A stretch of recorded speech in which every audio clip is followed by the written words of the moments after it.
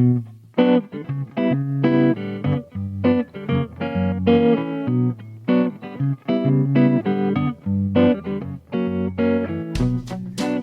and welcome to Improvisations on Growth with Madhu, Seidler, Business and Life Coach. We are continuing our discussion on the possibility of entrepreneurial innovation brought by the COVID-19 crisis. How can we open a space where this COVID experience can lead to true innovation and not only be turned into material gains? Do you feel that the crisis has scared us so much that we now glorify an old normal, feeling eager to rush back and clinging to a pre-crisis life? What if we have to deal with scary feelings in order to open up a space where we can grow?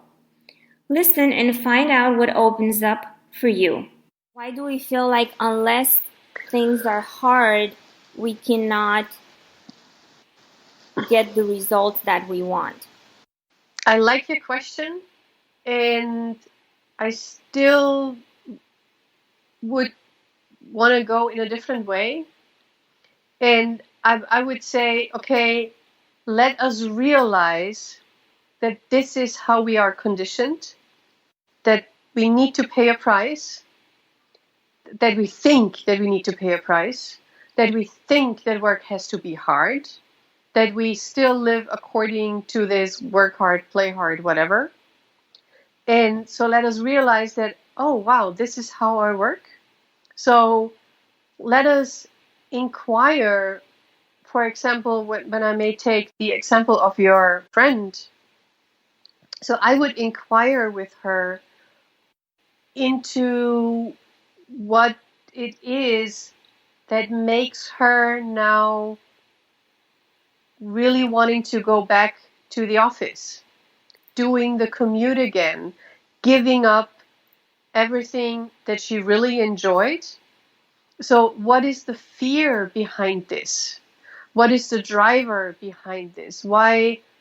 And now I'm making assumption, obviously, because I don't know her. So what is it that does not allow her to think her work in a new way and to create her workspace in a new way? So why is it so important to her and to all the people who are doing this right now? So what are the drivers that drive the people back to the old patterns? Obviously not for everybody, as we also have already touched upon in a former podcast, because a lot of people also had a really tough time and still have a tough time due to COVID. And yet for a lot of people, work in a certain degree was easier. As you mentioned with your friend, you're being home, you can structure your own day. Yeah, you're not meeting your colleagues in the coffee kitchen, but there's still Zoom, and it's a different way of working. And yet, a lot of people kind of throw this experience out of the window and turn back and run back to the old things. And I would really love to inquire with the people what it is that drives them to do that. I can tell you what I feel. I'm not saying I'm right. It's just maybe from little things, it may be a possibility of an answer. So with this particular friend, she would mention, I'm getting 70 emails a day and everyone is really important and I need to pay attention to each one and I need to delegate and I need to do this and I need to do that. And yes, it is an important job. She's not saving lives though. So what I'm trying to say is that to me, it really, really sounds like it gives the person a sense of validity. I am valid. I'm doing something. Like you were saying earlier, I'm contributing. And then the next thing that it's making me think of, why do you need this strong sense of validity coming out of something that it is making a contribution, but at the same time it's not? I don't know how to explain. So what is it that's missing? Is she trying to feel avoid somewhere else by doing that? And I don't have an answer to this, but that is just a question that pops in my head. Well, a lot of people are trying to validate themselves through one thing. I'm not You saying know, that's bad. I'm just asking. I'm not saying that's bad. we need to feel valued. A question that I would love you to ask your friend is, if you're working from home, what have you missed? And if you're now back in the office, what are you missing now?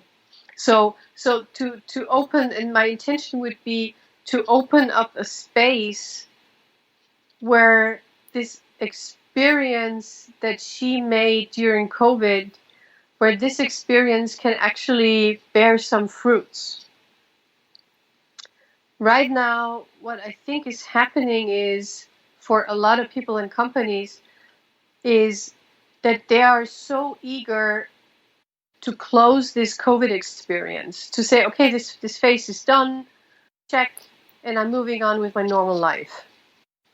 And because this COVID experience was so scary for a lot of people, because it kind of questioned like so many things in our lives, in our society, that people just want to be over with it and go back to the normality, go back to their normal lives.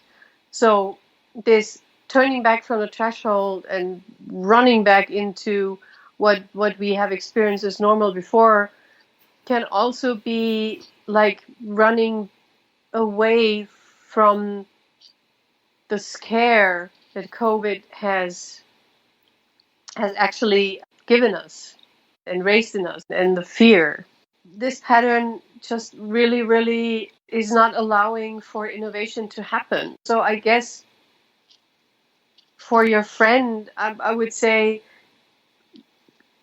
she's not taking advantage of the possibility of innovating her work now. That is a loss, really. It's a loss for her, it's a loss for the company. Not to take advantage of this room and not to sit down for a few hours and say, okay, how could we structure work new? And how can I keep the positive things and combine them with the positive things from prior to COVID? Well, I see so many articles about this shift, and it's funny because it ties in a little with what we talked last time about being aware of something mentally, and yet when it comes to feeling it, to living it, there's a huge gap.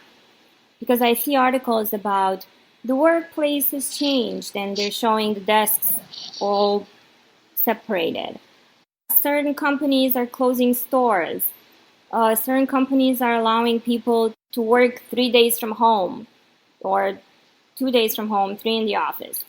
So I read these and I think there's some information missing because I'm not sure what percentage of this is happening. It's almost like the news are highlighting a small percentage of where this is happening. Why? Because just yesterday, again, a friend of mine told me about a situation at a city hall in a close city nearby. The employee, a lady, she was a suspect of being sick with the virus, and she told her employer at the city, and they told her, no, you need to come in the office. We disinfected your office. You need to be in here. Until you get a call that you're actually sick, you need to work from here. You're not productive from home. And this is a true story. Maybe in a way the fear is, in certain instances, I see the comeback, the desire to come to the old normal even more desperate in certain cases. Like people are so willing, like you're saying, to deny what happened, to get out of that fear, that they're clinging on to that new normal like there's no tomorrow.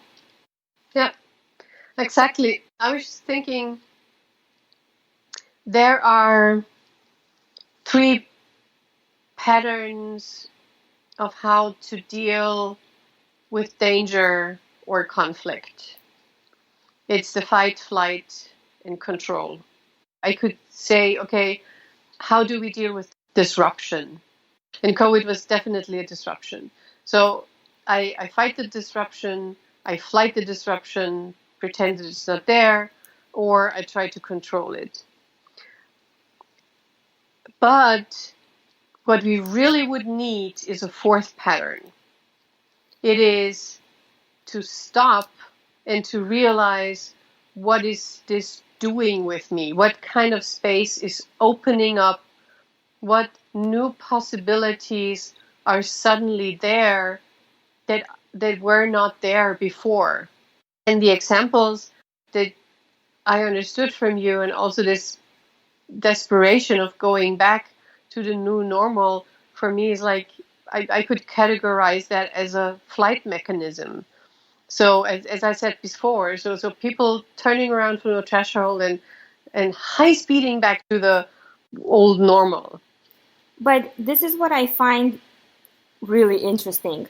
This conversation, maybe not in the same words, not in the same way, it was our very first COVID-19 crisis log podcast. As far as people reacting to danger and fear, if you remember, it was the exact, and here we are, 100 and more days later, we're out of our crisis log, we're continuing with improvisations on growth, and we're pretty much in the same spot. Wow.